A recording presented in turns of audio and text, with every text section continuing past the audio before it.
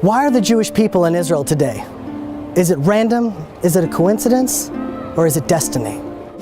What's happening in Israel today is the culmination of Jewish history. For almost 4,000 years, the Jewish people have been living on faith. Faith in prophecies given thousands of years ago. Promises that seem irrational, promises that seem almost impossible. Every prophecy dependent on the next. If one isn't true, none of them are true. Every single one of them is coming to pass in our lifetime. Every single one of them.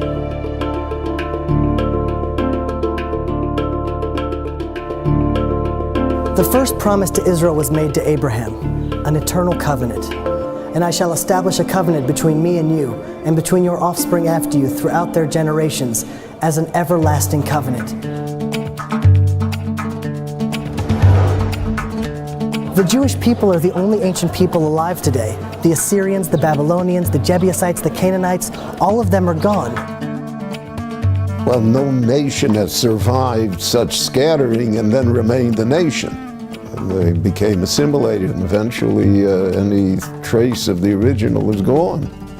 We, an eternal people, stand alive today. We also know that if the Jewish people don't live a godly life in the land of Israel, we're promised to be scattered to four corners of the earth. Which is, guaranteed to cause an extinction of any people. Scatter people around the world, they're going to be gone. The last thing you would want to do to an eternal people is to scatter them across the world with no common culture, no common language, no internet, no forms of communication. How will the Jewish people stay Jewish? How will we stay eternal if we're scattered across the world? And yet, that's exactly what happened.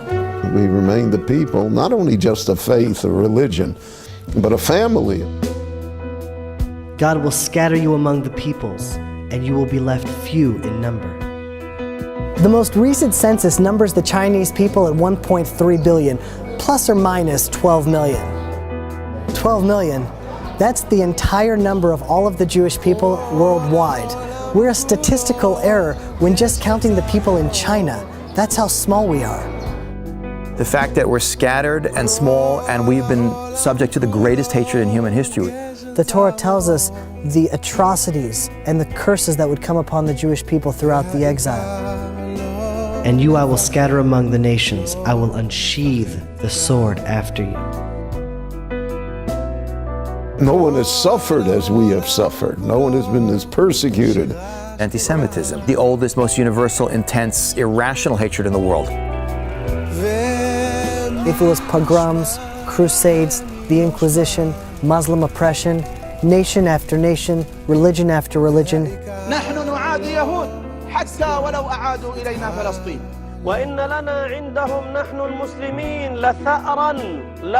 the persecution we faced has always transcended all logic and rational thought.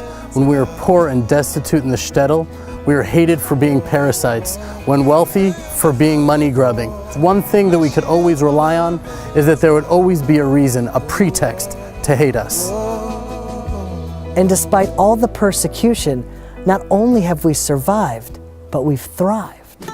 Now imagine that, a tiny, persecuted, scattered people. Out of all nations, how are they supposed to shift global consciousness? The same nation that everyone's going to hate is going to be scattered around the world and shouldn't even be here is told we're going to be a light to nations. Those two things don't go together. We shouldn't even be here, much less impact the world. Here is a people that small in number, that has influenced the world in unbelievable fashion.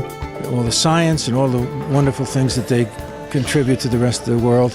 Wherever they find themselves in any country, they become the lifeblood of that country. They're an extraordinary energy. And you can literally see a direct correlation between countries that have Jews in them and how they treat the Jews and how those countries do in terms of their political development, their scientific development, their technological development.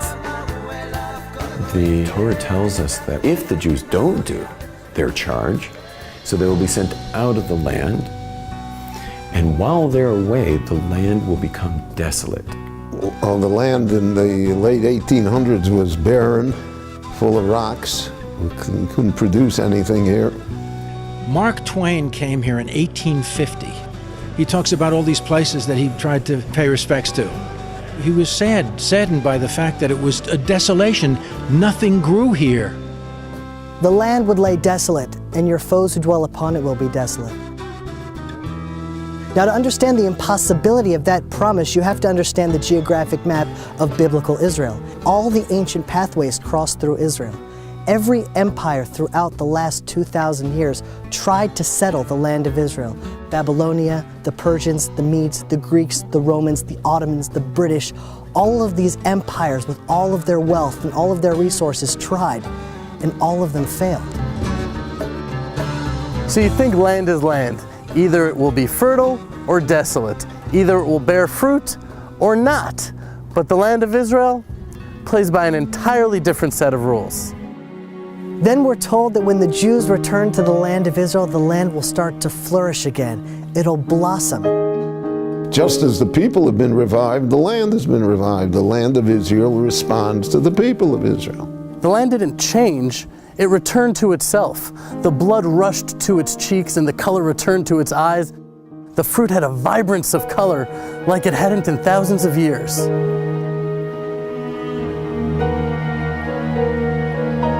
And the Jewish people, we've returned to ourselves as well. We're finally tending the soil and working the land once again. It's a living miracle. Those people who spent their whole lives irrigating and digging an oasis out of this desert.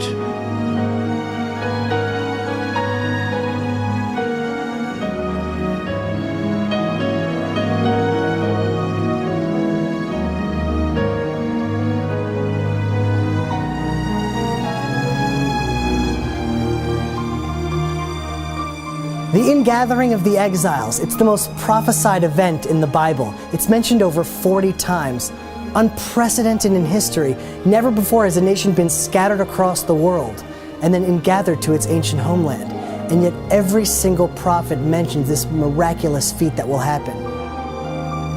Behold, I will bring them from the land of the north and gather them from the ends of the earth. Among them will be the blind and the lame, the pregnant and the birthing together. A great congregation will return here. אנו מכריזים בזאת על הקמת מדינה יהודית בארץ ישראל. היא מדינת ישראל. ברוך אתה אדוני אלוהינו מלך העולם. And now they have been returned to the land. And the land is still carrying the names of the great history of this people. It's unbelievable. Today in Israel, you see universalism. Jews from Ethiopia, Africa, Asia, North America, South America, Russia, the entire world has now returned to the land of Israel. The prophets tell us that the Hebrew language will eventually be revived. When's the last time you saw a Phoenician English dictionary?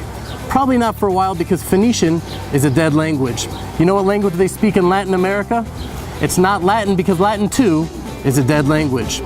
Never before in world history has a dead language been revived and brought back to life before the return of the Jewish people to the land of Israel and the revival of the Hebrew language.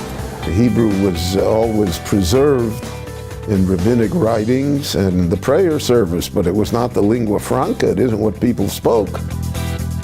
What we don't appreciate is a whole country of close to 6 million people today who speak a language which no one spoke 100 years ago.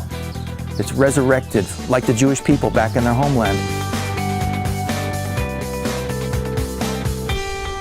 Now, after the most inspiring comeback story in world history, after building the most moral and innovative democracy in the entire Middle East, you'd think that Israel would be supported and held up as an example. But we see that the UN, a representation of all the nations in the world, condemn Israel far more than any other country on the planet. And I will gather all nations against Jerusalem to battle. The only country in the world that it's being called, its destruction is being called for by a member state of the United Nations. That its national movement, Zionism, was declared racist and illegal by the United Nations. That its capital city, which is arguably the oldest capital of any country in the world, is not recognized by any country. And there's many, many more points. In those days it will happen that 10 men from all the languages of the nations will take hold of the corner of a garment of a Jewish man, saying, "Let us go with you, for we have heard that God is with you." today, with such abundant materialism, there's an unprecedented spiritual thirst. It's not so much because of outreach work, I think, but it's just the very nature of Jews being in the land of Israel. We now see that there's a huge sort of momentum moving back. It doesn't make any sense. Israel is the most hated country around the world. Why would people want to identify with the Jewish people?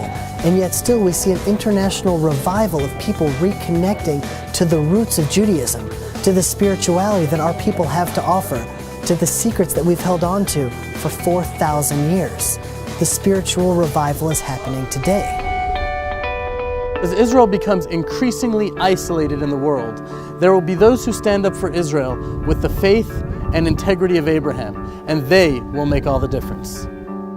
Israel was founded 3 years after the Holocaust. 3 years after 70% of the Jews were destroyed in what is exponentially the largest slaughter of any people in human history, the remnant trickled back against the will of the British, with no support from the world, into a desert piece of real estate with no natural resources, no infrastructure, surrounded by millions of hostile Arabs in a constant state of warfare, terrorism, economic blockade. And think about it, within a few years, the desert is exporting fruits and vegetables to the rest of the world. That Israel is the only country in the world that has more trees at the end of the 20th century than the beginning. In terms of high-tech per capita, the most in the world is in Israel, done in less than 40 years, with no natural resources, constant war, terrorism, economic blockade. It's unbelievable, but people just don't see it because we've gotten used to it. It's Jewish history. It's all supernatural. We were given these visions and promises thousands of years ago for our time and for our generation. Every single promise has come to pass, and the challenges we face today are part of a greater plan. Biblical destiny, human destiny is unfolding today in Israel. A worldwide movement is growing stronger every day, and it is your opportunity to join the greatest revolution in human history, Israel.